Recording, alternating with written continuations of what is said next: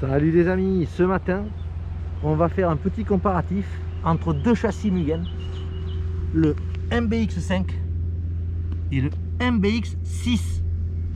On va regarder les évolutions qu'il y a eu d'un châssis à l'autre.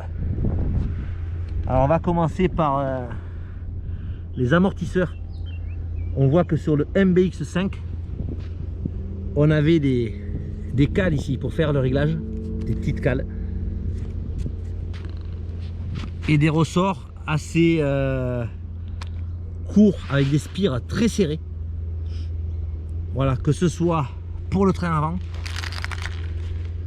ou pour le train arrière. Ce qui a été fait sur le MBX6.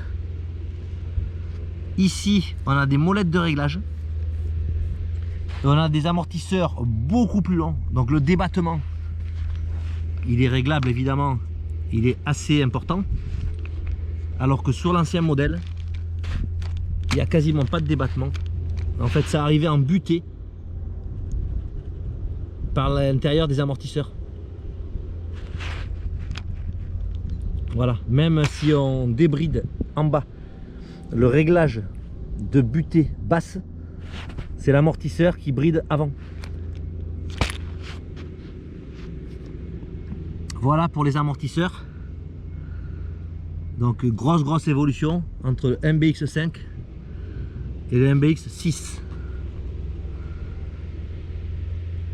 Au niveau des tourelles d'amortisseurs, on est toujours sur des tourelles ou en aluminium ou en carbone ici sur le 6. Et on avait des tourelles d'amortisseurs en aluminium sur le MBX5, donc assez épaisse, assez costaud. Donc ça peut évoluer. Il n'y a que les points d'ancrage qui ont été modifiés. Au niveau des boîtes de cellules, ici on avait des boîtes un peu plus larges. Ça a été absolument réduit sur le 6 et sur les évolutions, le 7 et le 8 aujourd'hui. Voilà pour la partie visible du train avant. Au niveau des triangles supérieurs, ça a un petit peu évolué avec des renforts, hein. Ça c'est même ceux du 7 que j'ai monté. Ici on a le petit renfort, ça c'était vraiment les anciens du MBX5. On va passer sur le train arrière. On est dans la même configuration, hein. Des amortisseurs assez courts qui étaient quand même bien à volume constant, hein. Et ceux du 6.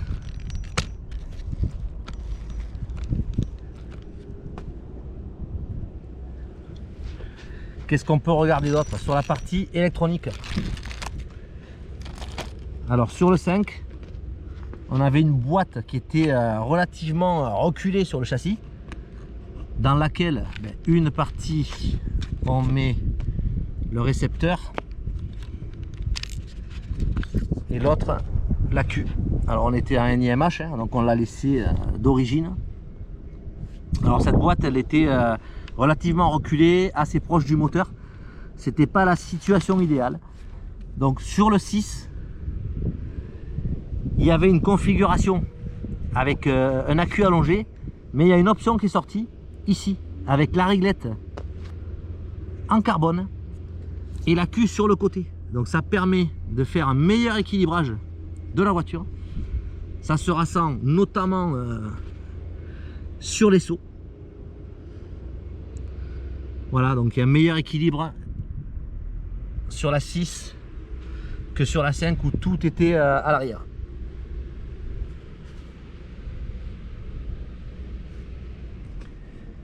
Il y a eu aussi le rajout des petites bavettes de protection qu'il n'y avait pas ici, qui ont été rajoutées sur tous les modèles qui ont suivi. Des petites évolutions sur la barre d'Ackermann et le renvoi de direction.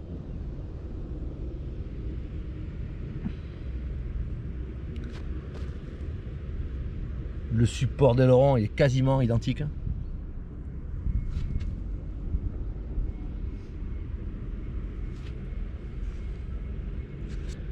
Et le châssis, on va terminer là-dessus, hein, sur les châssis en fait. On a un châssis du 5 qui était assez large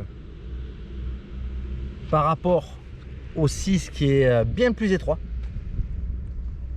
Donc ça se retrouve aussi au niveau des carrosseries qui ont été adaptées, hein. Elles étaient plus larges sur le 5 et elles ont été réduites en largeur sur le 6 et les modèles suivants. Voilà. C'était toujours des châssis fraisés en aluminium.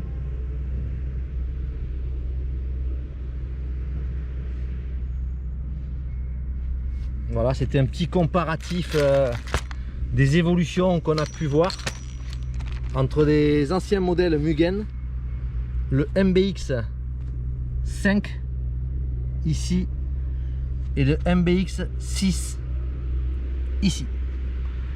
Voilà, à très bientôt les amis. Ciao ciao.